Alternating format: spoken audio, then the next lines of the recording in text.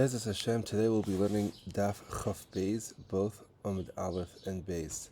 We'll be starting from Chaf Aleph and Beis, Torah Yud Zayin. The Rebbe bases this Torah on the pasuk Vayhi Heim Merikim Sakem V'nei Ish Tzur Kaspe B'Sakoi, and so on. The Rebbe says that it's impossible to be Makabel Yiras Hashem and Avas Hashem only through the Tzaddik Ador. Because the Tzaddik Ador is the one who's Megala Ava V'Yira. How so? Because Tzaddik is always looking to understand what is Ratzon Hashem. Now, there's a Ratzon Hashem B'chlal why He made this world. There's a Ratzon Hashem why He made every detail in this world, and also the specific details. B'chlal why Hashem made the world, and why He make every object in this world. The Rebbe says, for example, why He make a line.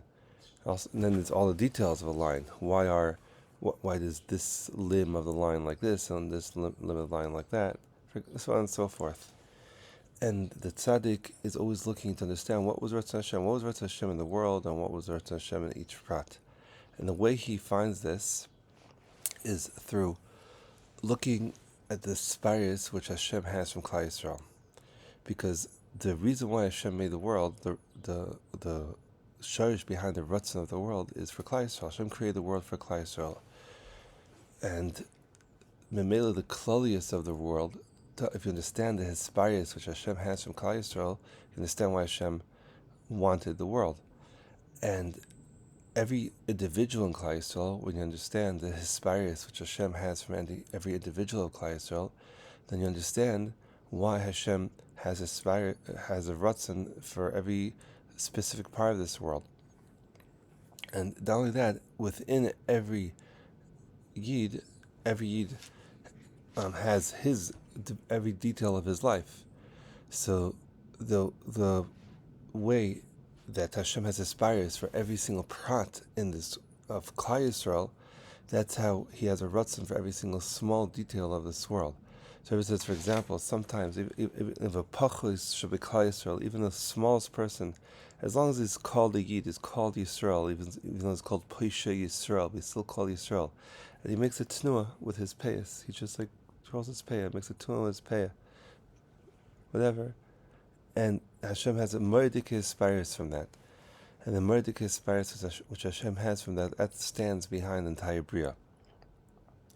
So the tzaddik, by looking for all of the aspires of every detail that Hashem has from Klal Yisrael, how much Hashem is mispire in Klal Yisrael, and how much Hashem is mispire with every Yid in Klal Yisrael, and how much Hashem is mispire with every detail, Memela, he sees the Ratzon Hashem behind the world B'chlal, the Klal Yisrael Bria, behind all the different parts of the Bria and every detail of the Bria.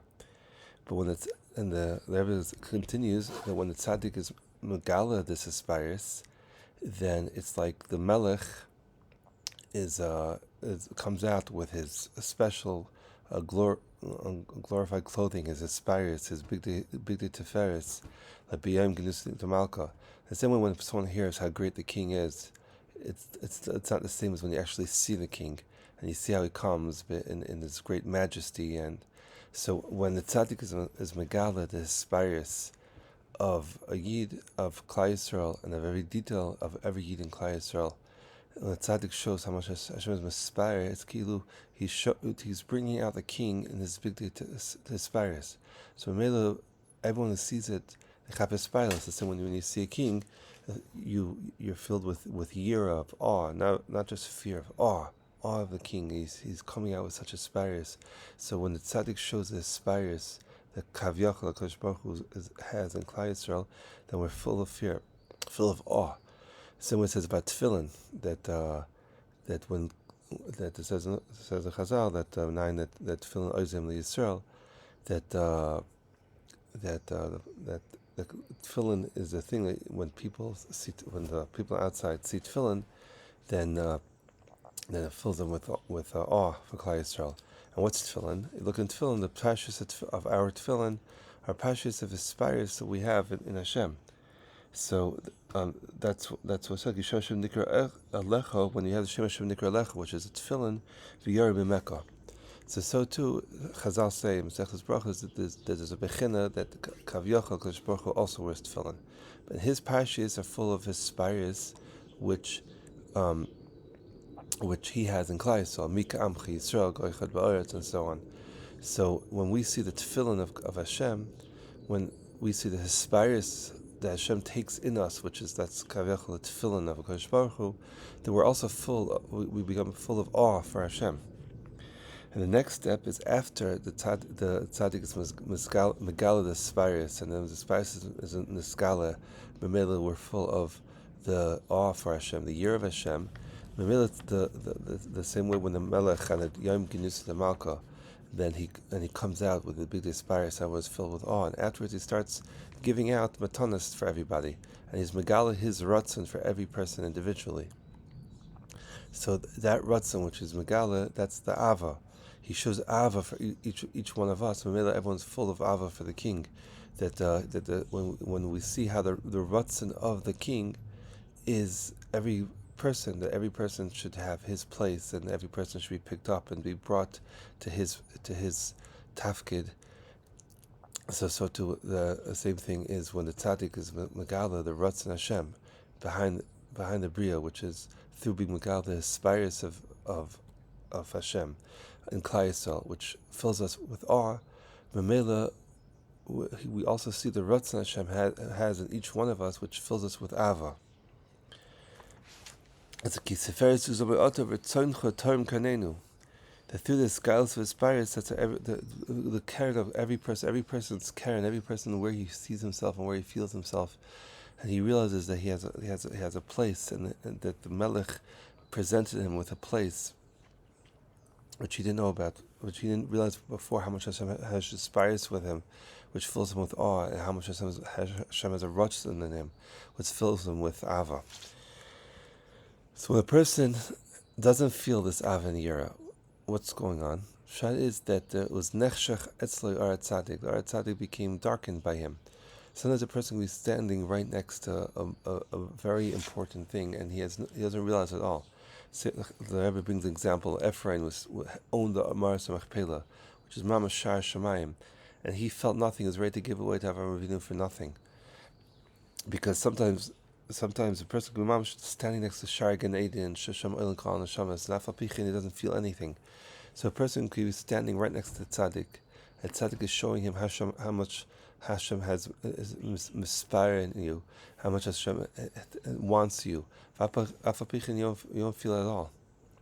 We could be standing mamash next to our tzaddik. Tzaddik is teaching us through his Torahs and through his limudim how much Hashem wants us, and his mispair in us, and mispair even in nothing, and just like twirling a peah, just being a yid. And afal pichin, we don't feel anything. We don't feel any awe. We don't feel any ava. We don't feel the ratzon Hashem has for us.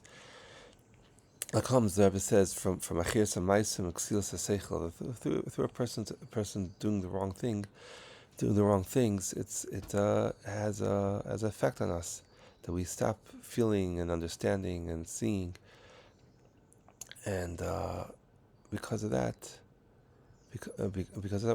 we can't feel anymore the ava and yira. Rebbe says the tikkun for this is to be mechnia the ksilas haseichel, is through something called bechinas mizbeach. Mizbeach, the Rebbe says, in eating, meaning every person has to eat. The Rebbe says that we see in Chazal that one of Meir said to the other that the reason why he couldn't answer a shaila because he didn't eat that day. Whenever a person eats, there's gives him kayach, but also it shvachens a person up. And if a person eats too much, he's not mekadosh the way he eats. Then that's called pagama mizbeach.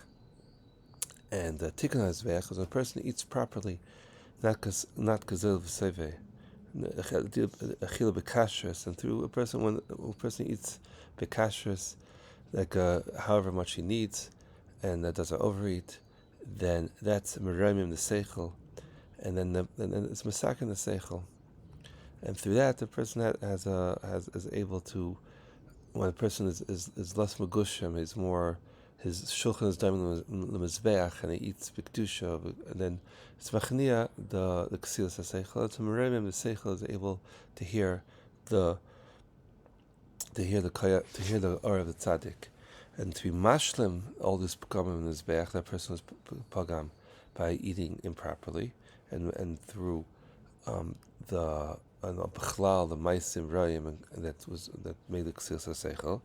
That says it's through any of gerim, because the any of avodah zarah b'chlal is gam mizbeach. What's the whole any of avodah zarah? The pasuk says v'chol mokem muktar mugash l'shmi. Even though their avodah zarah, their whole koyach comes from muktar mugash l'shmi. That everything in the world is really meant for Kadosh Baruch Hu. It's muktar umugash for Kadosh Baruch Hu. But in this world, it's nostalgia of people they don't have in mind that they don't realize that everything in this world is being done for Hashem, and since they don't realize, they attribute things to other things, and that's avodah zarah. And when someone leaves that, someone's a gershom is gar, someone who throws away the avodah zarah, throws away his thinking that things have any koyach other than Hashem. So that's a tikkun mizbeach, that to realize that everything in this world is for Hashem, and the memela achilu is also shulchan dam mizbeach. A person eats for Hashem and doesn't eat for his kazal v'seive. So when a person gets to that point that he's eating for Hashem, then we said that helps you to see the Arat Tzaddik, and so too by when people give away and throw away their avodah zaras, which is thinking that the mizbeach, thinking that the things that are going on in this world are for avodah zaras, not realizing everything is for the Eibishter. So that also is a tikkun. And Mitzvah Shem, in the next share, we'll talk about what's the Inyan of Gerim, how to come to the Inyan of Gerim.